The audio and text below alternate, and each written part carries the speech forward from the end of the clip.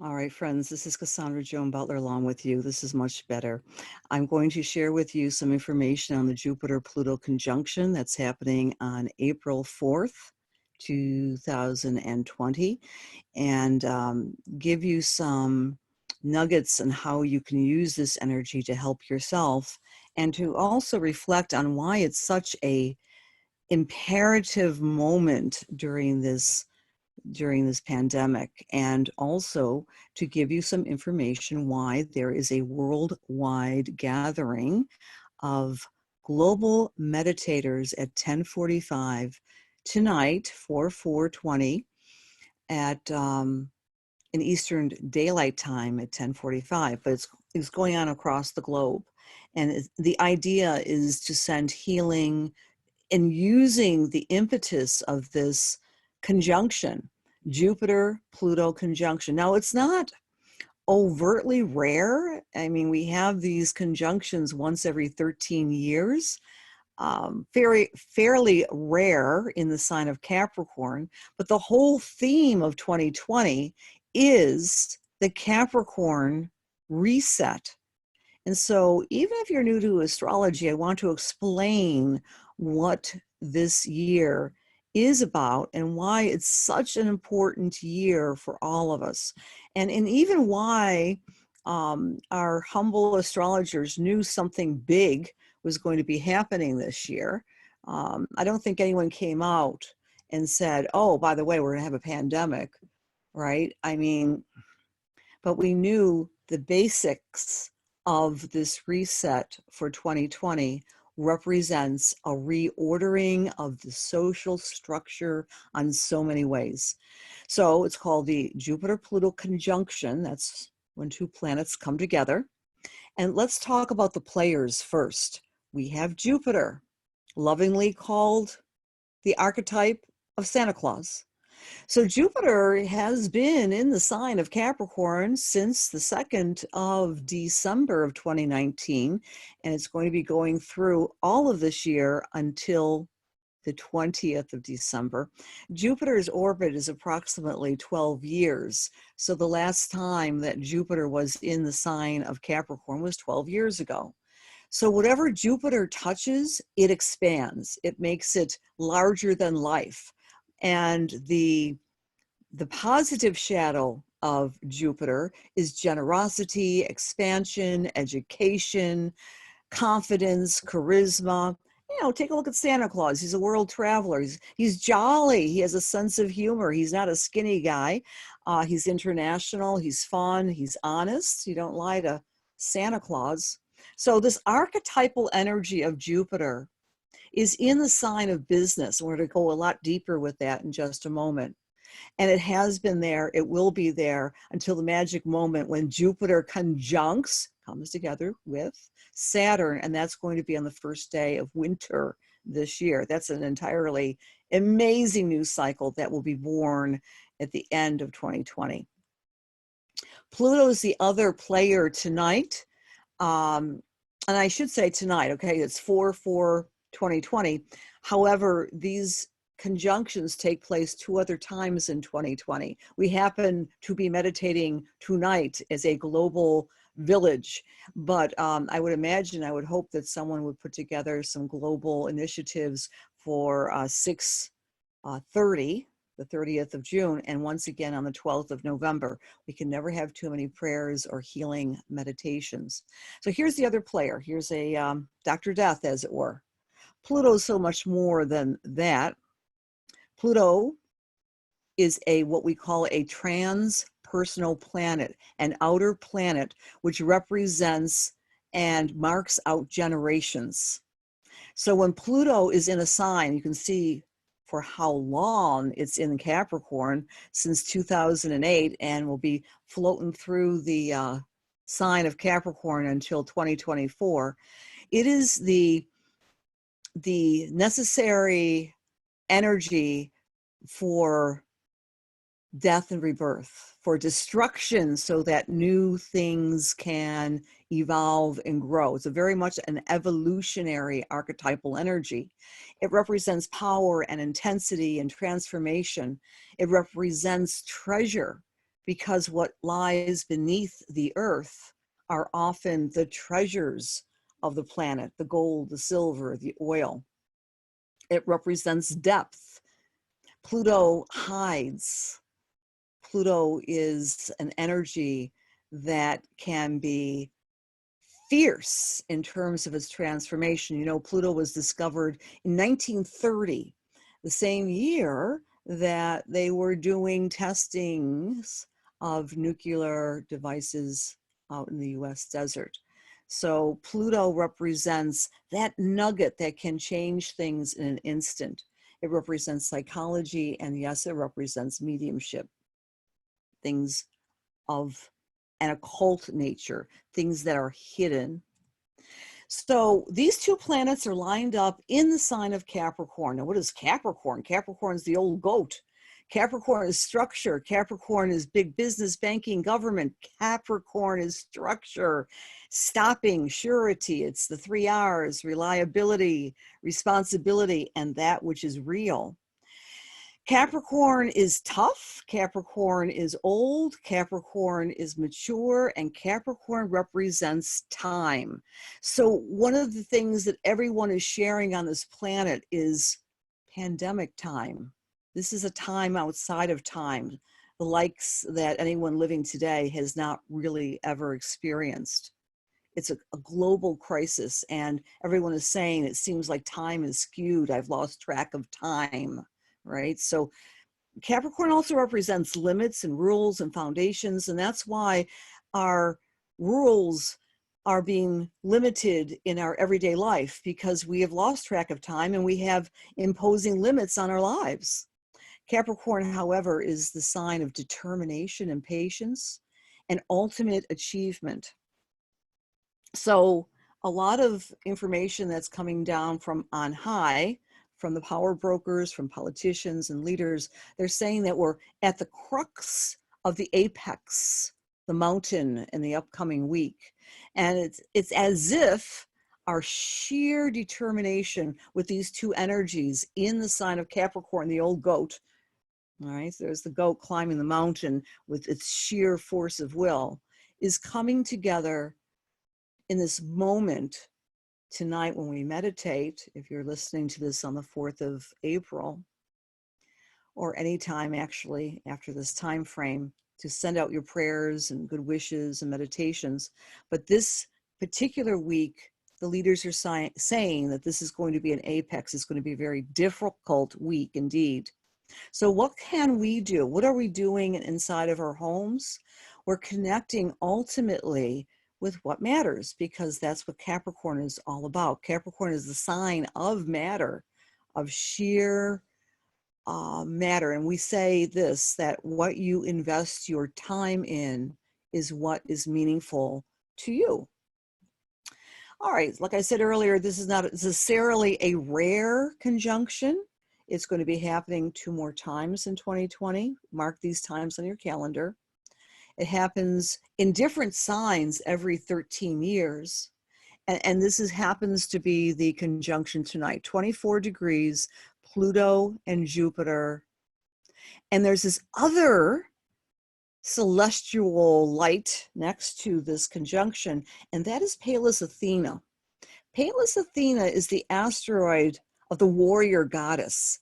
And it implies here that our resources, our time, our talents, our universal goodwill is fighting the spread of the virus like a good spiritual warrior. Pallas Athena also represents business and career. So in the wake of this devastating pandemic, the countless businesses that are falling ill and stopping and being put on pause. I mean, the economy, the worldwide, is of course suffering. And my sense, though, is that what is happening on the 4th of April is so much connected with the Capricorn lineup of earlier this year that all your astrologer friends have been talking about for years, actually, because this was the Saturn Pluto conjunction, along with Ceres, C-E-R-E-S. You know, we know Ceres as being a derivative of the word cereal. And in that moment, in January 12th, it wasn't common knowledge that there was this COVID-19. It wasn't really named until a little later, but the first casualty of the virus was 2 days earlier, according to the World Health Organization, on January 10th. But in any case, this is a point that only happens approximately every 500 years when these two titans, Saturn and Pluto, come together in the sign of business, in the sign of restructuring. And so we know that we're going to have not just a fight against a virus, but we're also restructuring the dynamics of the infrastructure. It's like a reset. It's a reset of the power brokers. It's a reset of big business. It's a reset of the way we do business. Because these two planets are in Capricorn, and remember, Capricorn means responsibility. You can see this image of social responsibility, but they're, you know, standing 6 feet apart. The idea here is that we're all in this together. This is a global experience. And again, these are some quotes from today's news. A difficult week coming up, again, post Jupiter-Saturn conjunction. I'm sorry, Jupiter-Pluto conjunction. Difficult week for the American people. In New York State, the governor was speaking of, this is the week we're going to be on top of the mountain. Mountain is an image or an archetype that's connected with Capricorn. I have here the chart of the US and a chart of Jupiter-Pluto conjunction, which is happening tonight. And it is in the house of the USA's values and economy. This little section of the chart represents income for a being. So you could say that this is a new beginning regarding the business of doing business for the US. So where's the hope? I'm talking about hope with all of this. 3 things. I think because the Jupiter-Pluto conjunction, which represents, again, big Jupiter, Pluto death, we're seeing a rise of greater deaths, almost doubling, almost on a daily basis. The peak, the apex, is here. We're experiencing it. And because of this conjunction, we can use the energy of Jupiter, which is always generosity. Remember Santa Claus and optimism, to blend with the overhaul of the business of business. Even though life will get back to a new normal, it will never quite be the same normal, because all of us are experiencing this in our soul in a new way and doing a lot of internal healing. And I dare say we're all exploring what really matters in our lives. So it's a colossal redo of the collective. Pluto is also a planet of the collective, large social movements, for example. So there is hope. There's hope because it's here now. The crisis is upon us. And although this will be a separate video, the crisis emotional tone is very, very strong as we approach April 7th, which is the full moon. The full moon's Sabian symbol is kind of not a very attractive one, but I'll share it with you. It's called robbers coming out of hiding. So the full moon on the 7th of April is accentuating our sense of fear and concern and possibly larceny in some levels, because people are really, really, really beginning to feel the urgency of what is upon us. So wherever this conjunction is falling in your charts, and this is very broad brush, it's asking us to make some choices. Do we want to have new resources in our lives? Do we want to redo and derive great benefit of breaking down old structures to rebuild new ones in our lives? Do we want to have the faith to move mountains wherever this conjunction is lying in our charts? So it's empowerment through education, it's empowerment through confidence, it's empowerment through sharing, it's empowerment through expansion of our generosity. So here we go. So if you're an Aries or Aries rising, this is affecting your career and your leadership abilities in the 10th house. Taurus is in your house of philosophy, the way you communicate, the way you meet and greet with people, the way you teach. We are all teachers. We might not necessarily be officially in the teaching profession, but we could all share our ideas. And so this is especially pertinent for you Taurus people. For Gemini or Gemini rising, this particular energy is falling in what we call your 8th house of self-empowerment. It's the house of internal power, using your psychology and your spirituality to make a difference. For Cancer or Cancer rising, this particular conjunction is in your house of partners. So you're basically perceiving the mechanics of being in a partnership in a new way, and being able to perhaps overhaul, redo what you don't want and how you want to be your more authentic self with your partner. Leos or Leo risers, it's about your health and or your work. You may find some new tools, Leo, to do something different in the way that you are doing your service in the world, or using new tools in the way you're taking care of yourself in your health care. For those Virgos out there, this particular conjunction is falling in your house of creativity and fun and playfulness. So that's a great thing. More signs. Libra, it's your house of home, family, where you hang your hat. You might be wanting to redo or reconfigure the basic structure of where you're living and how you're living. For Scorpio, the basic structure of how you're communicating, your words, your tools to communicate, right? YouTube, marketing, speaking your piece, speaking your truth. Sagittarius, this is piled up in your sign of values and income, and really equating that idea of making money in a way that reflects your true heart.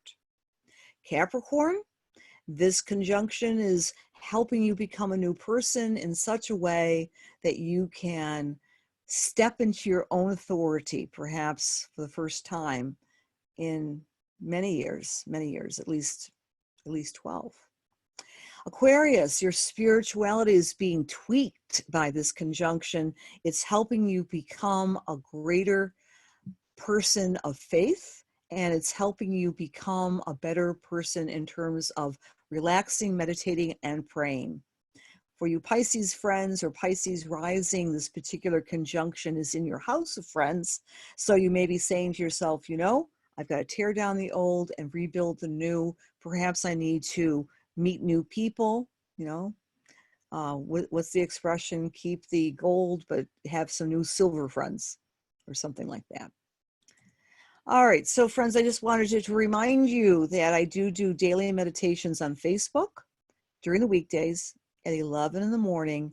I try to align our healing meditations with the phases of the moon, and then I will download them here on the YouTube channel. So please partake of these.